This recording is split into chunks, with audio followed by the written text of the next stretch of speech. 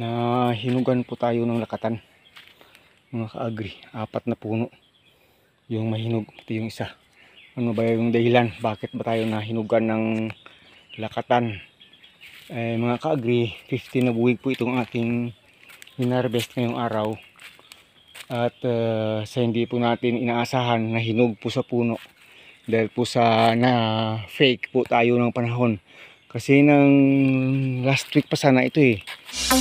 Pero bago po natin pag-usapan yan, kung bago ka pa lang sa channel ko, paki-like naman po, comment, share, and subscribe. At huwag kalimutang i-hit ang ating button bell para ma-notify po kayo sa ating mga bagong upload. Na-harvest eh. Pero nang tinignan po natin ito, dahil hindi po tayo nagtagging, nang tinignan po natin kasi dito sa ilalim, nung isang linggo, parang masasabi mo hindi pa po siya talaga mature. Mayroon pang mga matutulis, sharp edges sa kanyang bunga. Pero dahil po sa palaging umuulan, yun po, mafi-fake ka po kapag palaging umulan. Akala mo hindi siya mature, pero mature na po siya pala. Nang binalikan po natin ngayong araw lang po, kahapon wala tayo dito. The other day nandito tayo, na-inspect natin, wala pa yung hinog. Malamang kahapon ito nag-umpisang mahinog. At ngayong araw po, yan na talaga itsura. So, nag-emergency, ano na lang tayo, tawag emergency harvesting. Kasi po, pag hindi yan in-harvest ngayong araw, bukas puro hinog na yan. Kapag nakat na sa puno, ma-delay muna yung paghinog niya. Kaya po nito, mayroon siyang isang hinog sa loob. Pero kung titingnan mo yung bunga, para siyang manipis pa. Para pa siyang manipis. Yun po.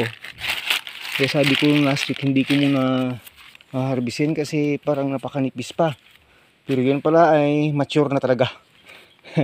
yun mga ka-agri. So today, kahit na medyo makulimlim, ay hinarvest natin. At yung iba dito, tingnan mo parang ganito. Oh, yan o. Yan po. Para siyang hindi mature. Yan. Pero mature na pala. So yun po, nag-harvest na lang talaga tayo ngayong araw. So ito ay 15 kabuwig. Sana ay umabot to ng mga 200 kilos eh. Pero hindi na abutin. Mga 150 na lang talaga siguro ito. Ito yung pinakamalaki, 9 hands po yan. Ito po ay 9 hands ng kinarga ko kanina. Malamang nasa mga 25 kilos po yung bigat o sobra. Kasi malalaki po itong sa loob, malalaki masyado po itong puno niya. Yung hands po masyadong mahaba. Yun po. So yun, gagawin natin yung magdidihand at saka yung mga hinog. Hindi po yan sayang. Pag hindi yan nadala sa barangay, pamimigay. At dito lang yan kakainin. Pag hindi kayang kainin po mga ka-agri, feeds po yan sa ating mga kambing, mga manok. Kaysa bibili pa tayo ng feeds, yun po. Talagang may mga damage na yan, talagang papunta na yan sa kambing ko mamaya, mga ka-agri. So yung gagawin natin ay magdidihan na lang tayo dito. Sira na po yung ating tripod, so hindi na po tayo makaka-video mga ka-agri na pinapakita sa inyo kung paano madihand. Marami tayong clips sa dehanding, pwede natin yung ma-insert. Pero yun nga po, today is 15th of September. Ito po yung nangyari mga ka-agri. So yun, pasalamat tayo sa Panginoon, mayroon pa talagang harvest. Continuous po ito hanggang matapos yung taon kasi continuous po yung pagbabalot natin ng may mga bunga, may mga puso, may mga bunga na naman doon na babalutin. At staggered po yung pagbunga natin ng mga saging. So sigurado po hanggang matapos yung taon, kahit pa konti-konti, mayroon tayong harvest talaga ng ating lakatan. Dagdagan natin namin po pagtapos po natin itong ating trabaho. Grabe siya kanya kalaki po. Naka-squat lang tayo. Pero ganito po siya kataas. Ganyan po siya kalaki oh. Yung 9 hands natin oh. 9 hands pa lang po yan. Pag tayo nakatayo oh, hanggang po sa kilikili ko. Yung ano ng bunga niya. Malapit. Ganyan po siya kalaki. Super. So here na mga ka-agri, na dihan na po natin lahat. At yan na nga yung ating mga nahinog. Tinamaan talaga yan. Estimated po natin approximately yung tumatama dyan. Hindi estimated, tawag yun. Palagay natin, yun palagay.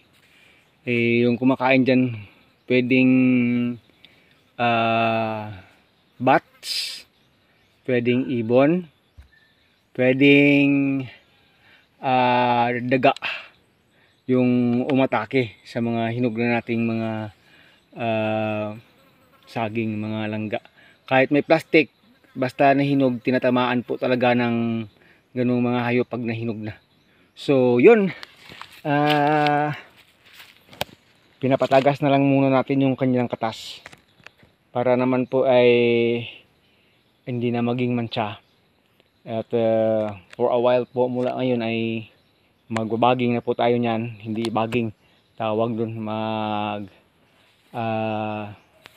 lalagay sa kanyang lalagyan pa uwi para po ma-deliver na, mahauling na. At currently po ay makulimlim yung panahon, makulimlim, parang babagsak yung ulan. Pag hindi po ito nadala ng motor, habal-habal, dadalhin po ito ng karosa, sled, Carabao sled. Yun yung pinaka next na option po dito. And after a while po, 30 minutes to 1 hour from now ay ano na talaga po ito, tawag, i-packaging na tayo. Packaging ba yung tamang term? Para po madala po ito pa uwi hanggang po doon sa ating buyer na mga ka-agri. Nakatembre na po ito sa ating buyer. Wala po problema sa buyer. Problema na lang kung paano ito yung ibaba mula po dito yan sa ating field. Kasi 2.5 kilometers pa tayo hanggang 3 kilometers mula po sa ating barangay. At dito po tayo sa taas ng bundok. Pero yung taniman natin dito ay plain. Pero dito po tayo sa bundok-bundok talaga, mga ka-agri. So maraming salamat. Yun po, napagsabi na po natin kanina sa inyo yung mga pwedeng dahilan na nahinog yan. Hindi naman tayo kasi nagmamarking talaga ng date. So na fake po tayo ng panahon. Kahit na ilang years na po tayong ganito yung ginagawa. Pero from time to time po napipeke tayo ng panahon kasi nga palaging umuulan. So hanggang sa muli, Agritech Mix TV po. Dugtungan po natin yung ating mga video ng ating mga ibang gagawing pagbibideo po dito, mga ka-agri. Yung manok, gusto nilang kumain ng saging na rin, sila po na rin umatake. Hanggang sa muli, Agritech Mix TV, bye bye na po. God bless us all. Palayo. Punta kayo sa malayo, huwag sa sagingan. Next week mayroon pa naman. Ay, may bunga dong dapat mababaging na naman, babalutin habang hindi pa umuulan. Kumusta na kaya dito sa taas?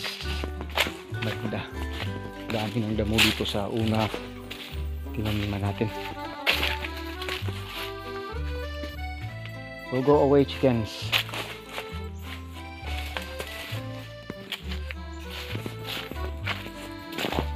Yung ating papasok ng 4th month dito Sigatok still matatangkad na sila. Ganda na ng buwaylo. Ito dami na namang damo. Okay. Sapot ng gagamba. Saan ba yung gagamba dito? Parang babagsak yung ulan eh.